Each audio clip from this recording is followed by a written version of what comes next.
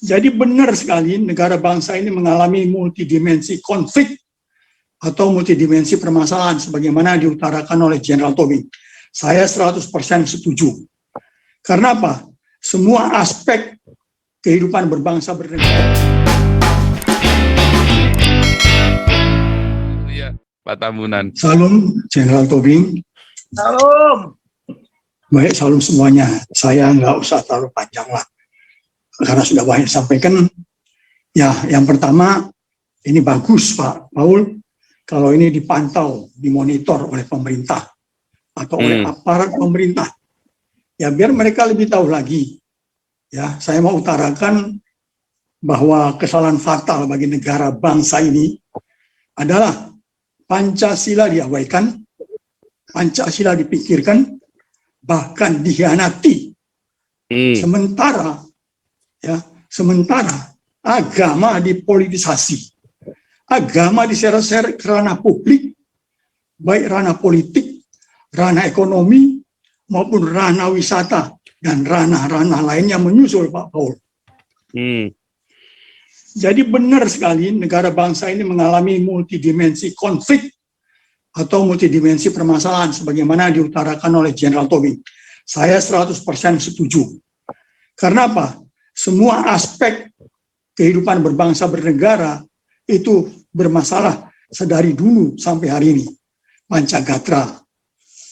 Menurut pencermatan saya, Pak Paul, multidimensi konflik atau permasalahan yang timbul selama ini, kesan saya adalah bahwa masa depan Indonesia abu-abu jadinya, Pak. Alias tidak jelas. Ini saya katakan kepada pemerintah. Ya, dengan situasi kondisi yang sekarang ini, Pancasila diabaikan, Pancasila dipinggirkan, bahkan Pancasila dianati, masa depan Indonesia itu abu-abu, alias tidak jelas.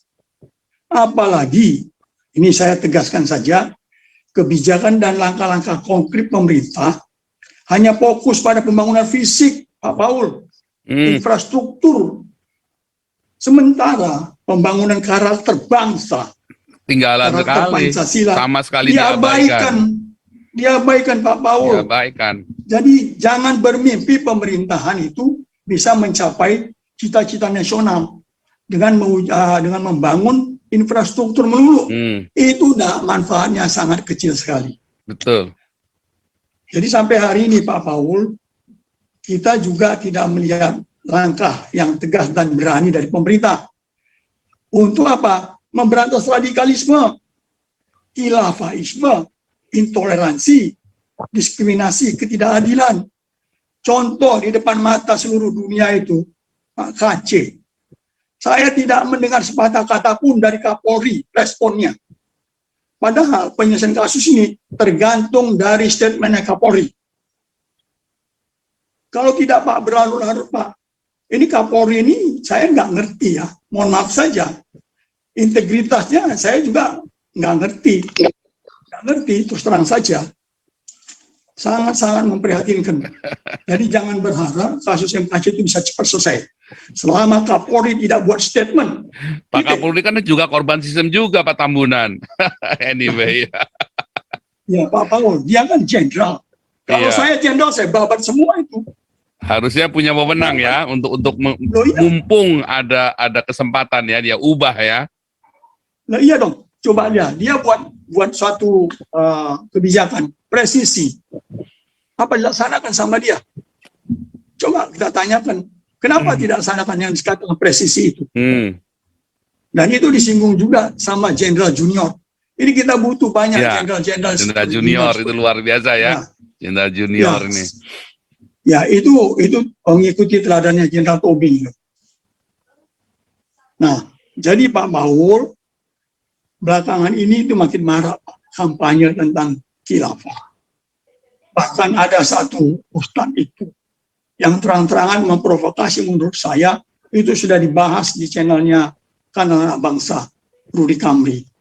Itu mengatakan kita tinggal menunggu komando ulama untuk melakukan satu aksi. Wah ini apa ini? Ini berbahaya Pak. Tapi pemerintah diam aja itu. Nggak ada aksi saya lihat. Nggak ada aksinya Pak. Nah, bagi setiap kita, saya selalu mengingatkan, ya bagi setiap kita, yang mengharapkan negara bangsa ini solid, harmoni, rukun, aman, damai, maju sejahtera, dan berkeadilan sosial. Tidak ada jalan lain selain mengimplementasikan Pancasila secara murni dan konsekuen dalam semua aspek kehidupan nasional kita. Nah, saya punya pertanyaan tapi kepada pemerintah, kepada publik ini, bukan kepada Jenderal Tobing. Mungkin Jenderal Tobing juga bisa menanggapi nanti. Pertama, mau apa tidak pemerintah dan jajarannya menjadi pelopor dan dinamisator di dalam mengimplementasikan Pancasila secara murni dan konsekuen dalam segenap aspek kehidupan nasional. Yang kedua, hal yang sama berlaku juga kepada lembaga DPR, MPR, legislatif, MA, MK, stakeholder mengimplementasikan Pancasila secara murni dan konsekuen. Nah, yang terakhir, mau apa tidak publik masyarakat kita ini mengimplementasikan Pancasila secara murni dan konsekuen dalam segenap aspek kehidupan bermasyarakat, berbangsa, dan bernegara. Itu kuncinya, Pak. Demikian, terima kasih. Tuhan Yesus memberkati. Haleluya. Amin.